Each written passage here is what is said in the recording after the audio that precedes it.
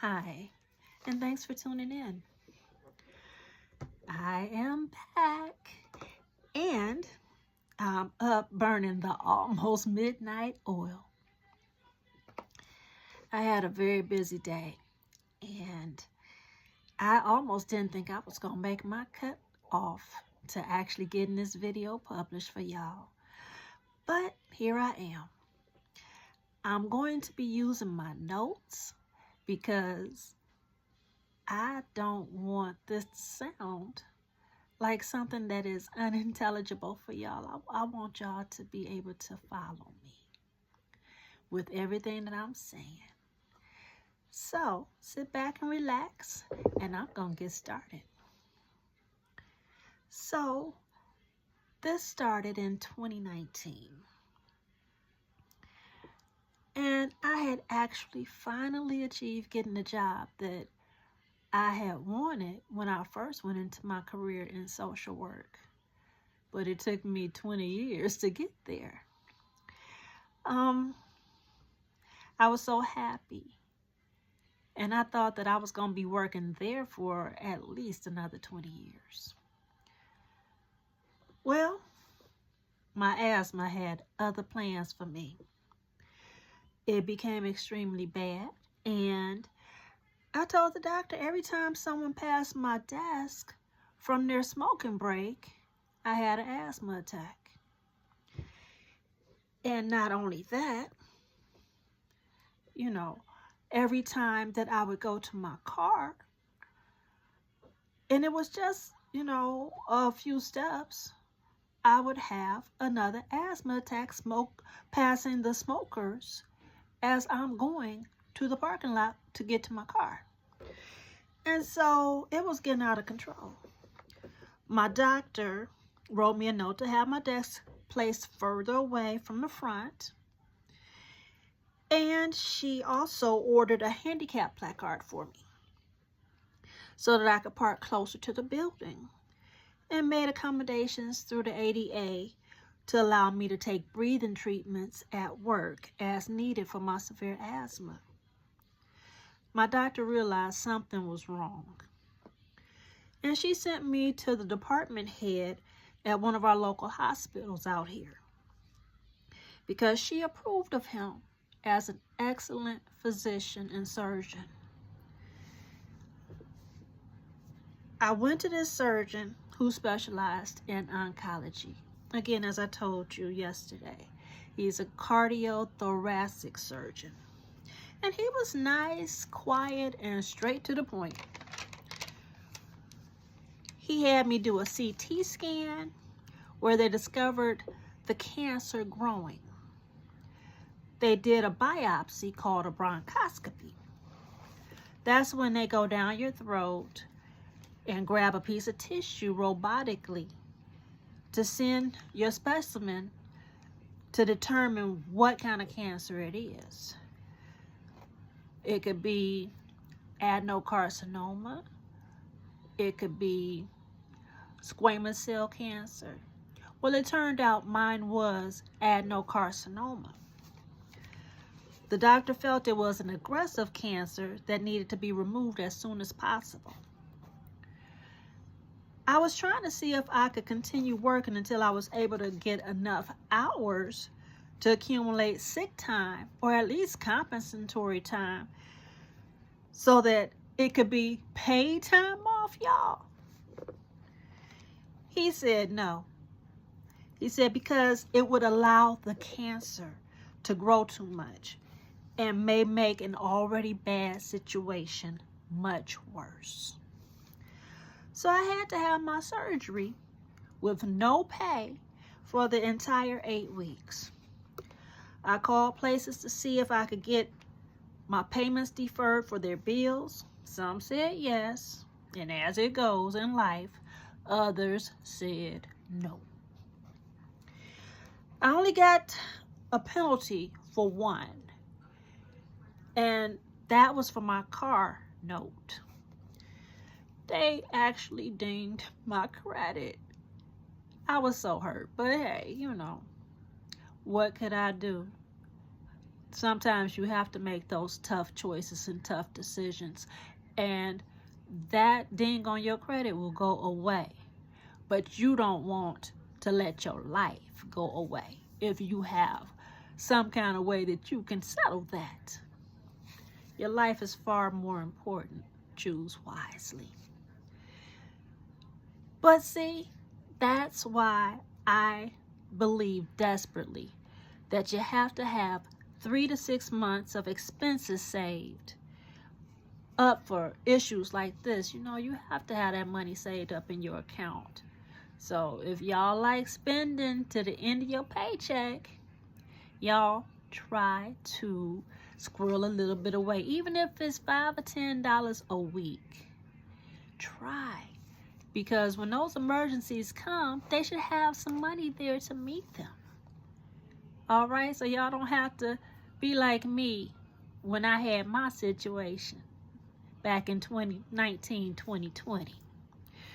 Fortunately, by the grace of God, I will say, my son and my little daughter in love were living with me at that time. So they decided they would help me financially. And they paid my bills, got food for the house, did the housework, and took care of me during that time. Hopefully, if you all ever go through this, you'll receive such a great blessing like I did. Now, what were my symptoms for the cancer that was found in my left upper lobe of my lung? I had shoulder pain. I was ridiculously exhausted, beyond any kind of exhaustion that I've ever felt. My breathing was getting worse, and I could only walk short distances before having to stop and rest. I was taking the maximum allowable amount of puffs on my inhaler to get relief from the pain and lack of being able to breathe. Or I'd give myself a breathing treatment regularly to help me recover better. I was miserable the closer the surgery date came. And y'all don't want to mess around and get miserable. So if your doctor say, come on, it's time to have that surgery, hey, a lot of times we need to listen. But let me tell you, I got the call to say that I had cancer while I was at work. I wanted to crumble to the floor and just cry. I couldn't though. They had been calling my phone all morning, but I was working and I couldn't answer it. When I did answer, I wished that I wouldn't have answered it. I went back to the table because this was during my lunch break, and I went there to continue having lunch with my friends and my co-workers. I must have appeared super out of it, sullen, because they kept asking me, are you okay? I said yes, because we were advised to never share health issues with our co-workers. So no one knew except my boss and my sister, who worked with me but in a different department. Telling people that I had cancer was not what I expected. All of my children were fine. You know, they knew it was a serious thing, but they handled it well. My sister was fine. I burst into tears telling my boss. And my best friend burst into tears when I was telling her. There was a time when lung cancer was a death sentence. There were members of my family who got lung cancer, but they were smokers. I wasn't a smoker. I thought I was safe from anything like lung cancer. But I soon discovered that all you need to do to get lung cancer is have lungs. And all of us, by the grace of God, should have those in our body if we are actually alive and breathing. Definitely a heartbreaking discovery. You go through so many emotions. Will I live through this? Will I die? Oh, trust me. They did a 6-minute walk test and echocardiogram to make sure you're capable of surviving the surgery. Now, some people are not eligible for surgery, either because of the stage of the lung cancer they are in or because of where it's located in your lungs, especially if it's close to your heart or any other location where they can't get to it. Then, usually, they'll use chemotherapy, radiation, immunotherapy, or clinical trials. That's the importance of biomarker testing, where they test your genes. They test your blood to see what kind of cancer is in your body, to see which drug treatment will work best for you. I didn't know anything about it this first go round with my little stage 1 cancer. Hey, whatever they did, as long as they got that cancer out, I was happy. That's all I was concerned about, getting my cancer out of me so I can get back to life and living and enjoying my children, enjoying my mama, enjoying my sister, enjoying my family, enjoying my life. I got out my life insurance policy and I made sure to update my beneficiaries because, hey, you don't know what's going to happen. The day of my surgery, I left all of that information on my bed in case anybody needed it so that they would know exactly where to find it in the event that anything unsuspected happened during the surgery. There are 5 cancer stages. Stage 0, where it's found super early. Stage 1, where it's found early and has not spread. Stage 2, where it's spread to your lymph nodes. And stage 3 and 4, where it's spread to distant areas of your body. I believe 3 and 4 are less likely to be eligible for surgery, although I've seen that some people have it anyway. Cancer shows you how tough you are. It builds resilience, strength, courage, but it also builds fear. It's hard because people can't see your emotions, and you try to be strong for everyone. But who is trying to be strong for you? Because you can't see other people's emotions either. And they are hurting for you. A lot of times, they don't know how to express themselves because of the fear of death and of losing someone that they love so much. And you don't know how they are going to react until they react. In March of 2020, I had my surgery. And everyone showed up for me. It felt good to have everybody show up for me. I'm going to tell you that it felt really good and encouraging. Everyone was still able to do so because the vid had not started and shut everything down yet. However, when it was time for me to go back to work, I was ordered to come get my computer because we now had to work from home. Healing was quite the journey. When they did my surgery, they did it robotically. It was very painful when I woke up. I didn't want to get out of the bed. I had 3 incisions, one for my chest tube to drain the air, blood, and fluid from the space around my lung, and the other 2 were where they actually took the lung out of my body. That chest tube, it allows your lung to re-expand and it prevents complications such as a lung collapse, also known as a pneumothorax, or fluid buildup, which is a pleural effusion. It helps your lungs to eventually fill up with air again, and it promotes healing. So those chest tubes are important, but they hurt like the dickens when they pull them out.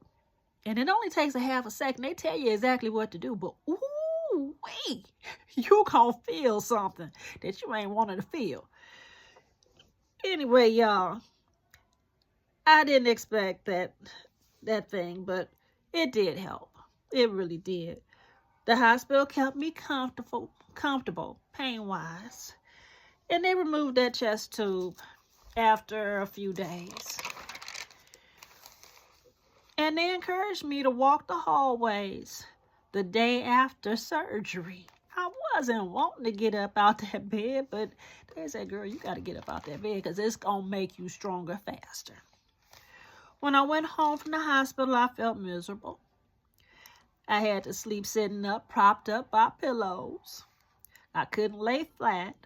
My voice was gone beyond the 8 weeks that it took for me to recover.